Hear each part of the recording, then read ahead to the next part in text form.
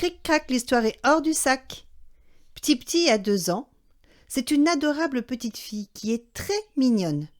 Quand elle parle d'elle, elle ne sait pas dire « je », comme toi ou moi. Elle ne sait pas non plus dire « moi ».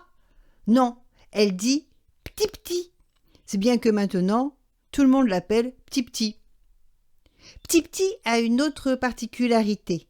Elle parle bien, mais elle ne connaît pas le nom des choses, si bien qu'elle remplace tous les noms par « dada ». C'est un peu embêtant. Autre chose, elle ne connaît pas non plus les verbes. En tout cas, pas tous. Si bien que lorsqu'elle ne les connaît pas, elle remplace les verbes par raspounia. Parfois, elle est un peu difficile à comprendre. Elle peut dire des choses comme P'tit veut raspounia dada. Ouah. Sa maman suppose par exemple qu'elle veut manger un gâteau.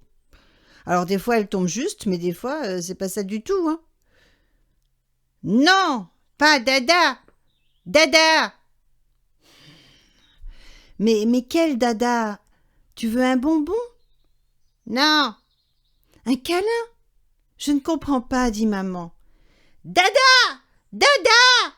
Hurle le petit qui s'énerve beaucoup quand on ne la comprend pas.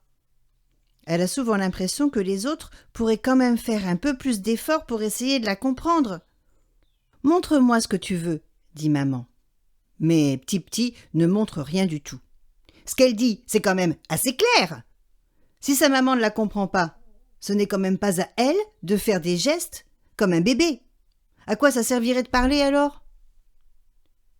Un jour, le patron de son papa, Monsieur Ratourou, vient dîner à la maison pour la première fois. C'est un monsieur très chic, avec une cravate. P'tit n'en a jamais vu. Elle a les yeux rivés sur la cravate depuis un bon moment déjà et elle ne dit rien.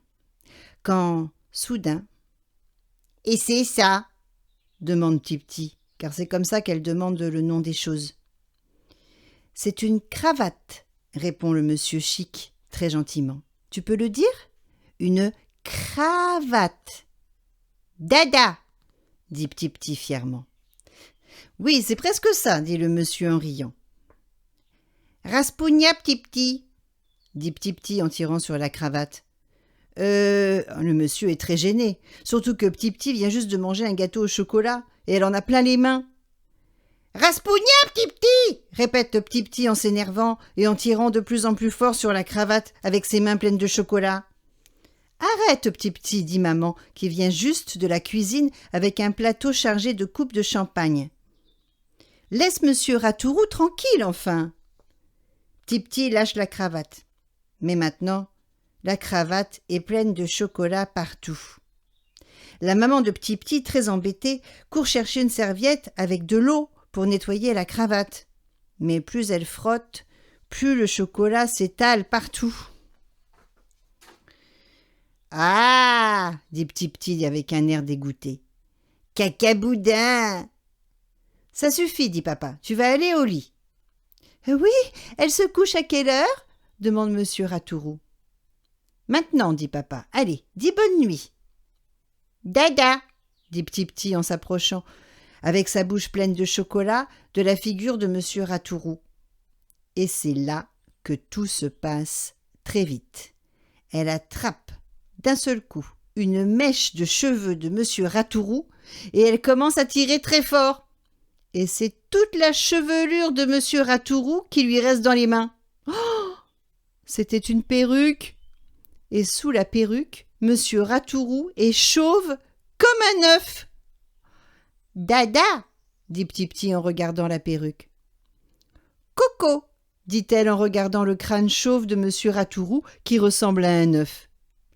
Papa et maman n'en reviennent pas. « Tu as vu ? Elle a dit Coco !»« Mais oui ! Bravo, ma chérie, c'est bien !» Et papa tapote la tête de monsieur Ratourou en répétant « Coco, Coco, c'est comme un coco, bravo ma puce !» Maman explique à monsieur Ratourou. « C'est que, vous comprenez, c'est la première fois qu'elle dit autre chose que dada pour dire le nom d'un truc. » « Oh oui, on est trop contents. Bravo, P'tit !» Papa et maman applaudissent et ils font une petite danse avec P'tit dans les bras. Et pour P'tit, Hip hip hip, hurrah! Et il lance la perruque de Monsieur Ratourou en l'air. Il la rattrape, il la relance encore, tellement ils sont contents. Monsieur Ratourou, lui, il n'est pas content. Il se lève et fait mine de s'en aller. Je dois partir, je suis désolée, je vais vous laisser en famille. Si je peux juste récupérer mes cheveux. Mais à ce moment-là, papa vient juste de lancer la perruque de Monsieur Ratourou très loin. Et Nouette, la petite chienne, croit qu'on joue à la baballe. Elle attrape la perruque et elle part en courant toute fière d'elle avec la perruque entre les dents. La voilà qui court dans le jardin avec les cheveux du pauvre Monsieur Ratourou qui court lui aussi tant qu'il peut derrière elle. Mais Nouette court très vite et le jardin est très grand. Monsieur Ratourou est bientôt tout essoufflé. Il devient tout rouge à force de courir. Il finit par se laisser tomber, épuisé, dans une chaise de jardin. « Oh, une fraise !» dit Petit-Petit. « Oh, mais c'est merveilleux! Mais oui, tu as raison, Petit-Petit. Monsieur Ratourou ressemble à une fraise, une grosse fraise, ou alors une grosse tomate !» s'écrie papa tout content. « Thomas !» répète Petit-Petit. « Oui, bravo! Oh, mais vous êtes merveilleux avec les enfants, Monsieur Ratourou, hein. Grâce à vous, elle dit des mots. » Mais Monsieur Ratourou s'en moque bien des mots de Petit-Petit. Il est en train d'essayer de sortir sa perruque de la gueule de Nouette qui veut continuer à jouer. Monsieur Ratourou s'est mis debout. Il tire de son côté et Nouette tire de toutes ses forces de son côté à elle. Et soudain, elle lâche. Monsieur Ratourou part en arrière d'un seul coup et tombe dans la piscine. « Plouf, Thomas !» dit Petit-Petit. « Oui, vous avez entendu, Monsieur Ratourou? Elle a dit plouf, Thomas. Oui, ma chérie, c'est bien. Tu vois, la grosse tomate, elle ne sait pas nager. »« Dada !» dit Petit-Petit en montrant la bouée canard posée par terre. « Rastounia !» Papa s'accroupit à côté d'elle. « Non, ma chérie, ce n'est pas une dada. Ça, c'est une bouée. Essaie de le dire, une bouée. »« Au secours, je me noie !» crie Monsieur Ratourou. « Une bouée, répète après moi. »« Bouée !» dit Petit-Petit. « Oui, c'est ça. Vous avez entendu, Monsieur Ratourou? Elle a dit bouée. Je sais pas nager. Au secours. »« Rastounia ?» dit Petit-Petit. « Oui, allez, on la lance. » À la 1, à la 2, à la 3. Ah, mais tu peux dire ça. Tu peux dire lance. Vas-y, essaye, ma chérie. Anse. Oui, c'est bien. Bravo, mais qu'est-ce que tu parles bien. Allez, papa lance la bouée, d'accord? Non, moi, dit Petit-Petit.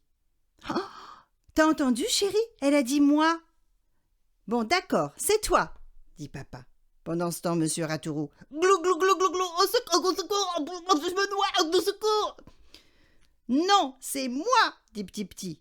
Oui, c'est toi. Non, pas toi, moi. Bon, d'accord, allez, vas-y, lance la bouée.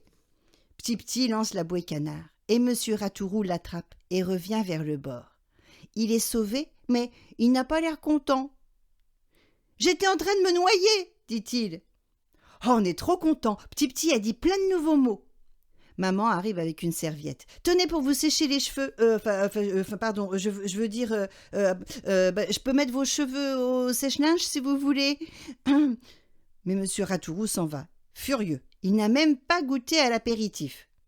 Oh, quel homme charmant, dit maman. Il a un truc avec les enfants, hein. Il faudra le réinviter. Cric-crac, l'histoire est dans le sac.